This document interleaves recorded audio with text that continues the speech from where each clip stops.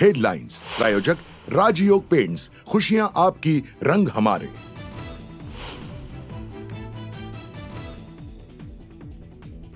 विधानसभेच्या पार्श्वभूमीवर राज ठाकरे मैदानात। आजपासून 2 दिवस राज ठाकरे सोलापूर दौऱ्यावर।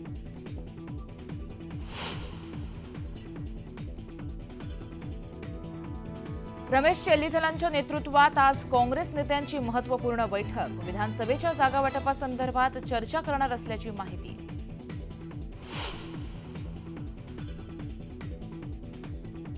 कोकणासह पुणे, सातारा, पालघरमध्ये अतिमुसळधार पावसाचा इशारा, तर ठाणे, मुंबईमध्ये ऑरेंज अलर्ट जारी।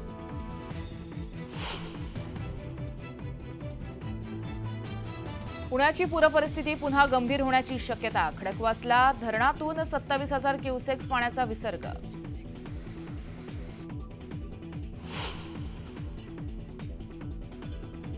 मुंबईला पाणीपुरवठा करणारा भातसा धरण ओव्हरफ्लो, 3 दरवाजांमधून पाण्याचा विसर्ग सुरू। नागरिकांना सतर्कतेचा इशारा।